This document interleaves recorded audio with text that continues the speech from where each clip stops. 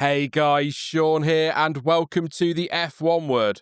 Now, Nico Hulkenberg had to wait a long time for his first F1 podium, finally reaching that achievement at the 2025 British Grand Prix following a fantastic drive in tricky conditions to fend off the competition and take a well-earned third place. But why did it take so long for a driver widely regarded among his peers as one of the best on the grid and a hugely underappreciated talent to finally step onto the podium in Formula One? Let's take a look at his career achievements and missed opportunities to, at the very least, try to answer that question. So Hulkenberg arrived in F1 to much fanfare following an impressive junior career, which included title triumphs in BMW ADAC, A1GP, Euro F3 and GP2, making his debut with Williams in 2010. He scored 22 points over the course of his first season to seal a 14th place championship finish, but that wasn't the high point of his season, as he shocked the entire sport by taking pole position at the Brazilian Grand Prix that year on slicks in damp conditions with 2 laps good enough to secure the P1 starting spot. Race day perhaps went as expected as he fell behind Sebastian Vettel immediately at the start and then fell back behind the other top drivers to end up with an 8th place finish. Not the fairy tale result he may have hoped for, but it was still 4 points for him and the midfield team. And given they finished the season just a single point clear of Force India, they were 4 very important points. Come the end of the season, Nico was dropped by Williams as they went on the hunt for cash, having lost a number of major sponsors. One Pastor Maldonado taking his seat, with the German taking on the role of test and reserve driver at Force India for 2011, but would return to an F1 race seat the following year. Hulkenberg's initial stint with the Silverstone team was a relatively successful one, as he scored at 11 of the 20 races that year, including a 4th place finish in Belgium. However, although some may argue his pole in Brazil was really his first shot, the 2012 race in Brazil is seen by many as his first missed opportunity for a podium. It was a wet day at Interlagos as Hulkenberg lined up an impressive P6 on the grid for the start of the race. The rain got heavier, forcing a number of drivers into the pits to change tyres. However, Jenson Button and Nico Hulkenberg pushed on, still on slick tyres, and disappeared up front. As the track dried out, the German pounced to take the lead from Button and looked to be in control. The safety car, though, came out for debris, and that resulted in Hulkenberg and Button losing their advantage at the front, which meant as the race got going again, Nico had to fend off the 2 McLarens. On lap 48, Hulkenberg had a slide which allowed Lewis Hamilton to take the lead, and then on lap 54, as Hamilton was lapping a Marussia, Hulkenberg went for a move on the McLaren, but as he tried to slip up the inside of turn 1, he lost the back end of his car, spun and hit the Brit, eliminating Hamilton from the race, and thanks to that and a drive-through penalty for the collision, ended his chances of a podium and even a first ever victory. He made the switch to Sauber for 2013, a move Hulkenberg has since described as not the best for his F1 career. He did score 51 points that season though, and finished inside the top 10 in the final standing, so it certainly wasn't all bad, and he picked up another 4th place finish in Korea too, following some great driving to fend off Lewis Hamilton and Fernando Alonso.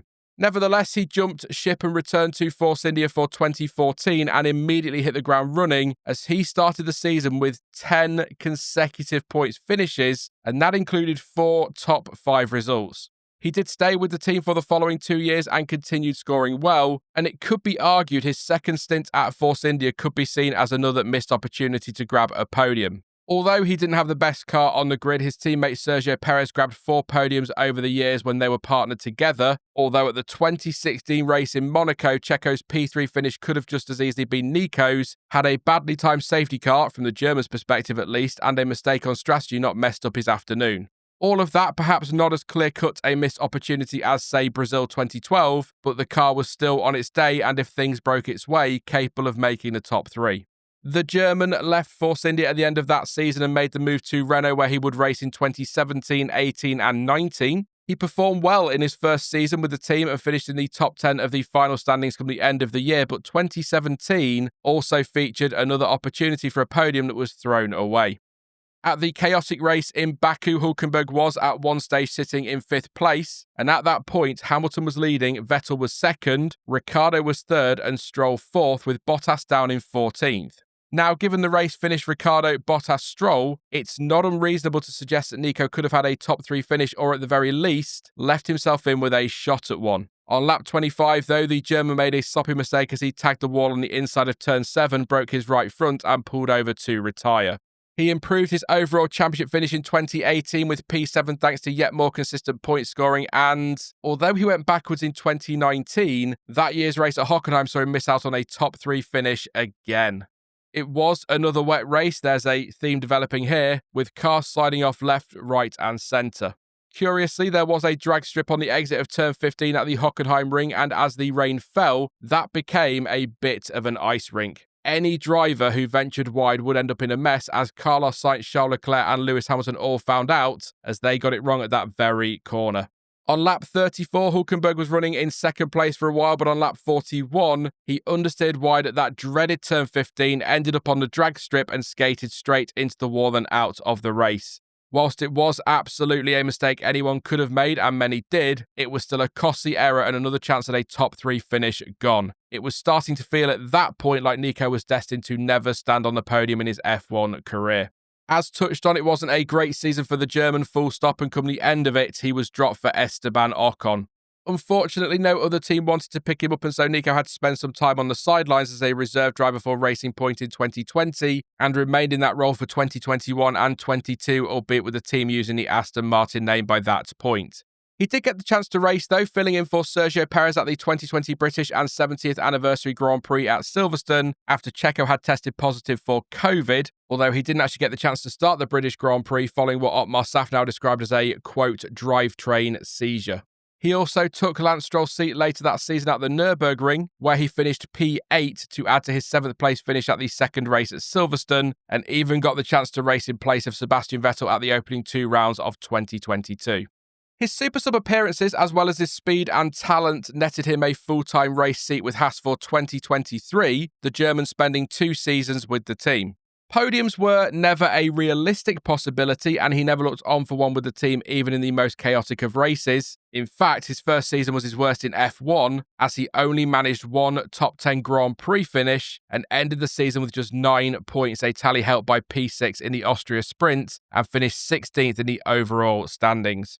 Things improved the following season as he scored far more consistently and just missed out on another top 10 championship finish, and by just missed out, I really mean just. A single point separating him and 10th place Pierre Gasly come the end of the year.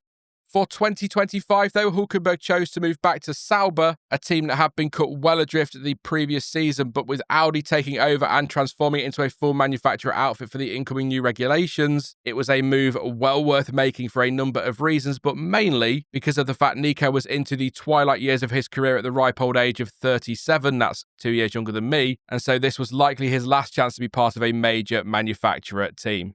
Following a somewhat rocky start to the year, Sauber did bring some updates that would make them far more competitive than they have been in recent years. Another boost to Nico. And by the way, that rocky start I mentioned wasn't all that awful for Hulkenberg at the first race at least, as he took P7 in Australia. But that was it until the race in Spain, where thanks to those updates and some excellent driving, he was able to pick up a 5th place finish. That was followed by points in Canada and Austria. Sauber were on a high, but surely things couldn't get any better, right?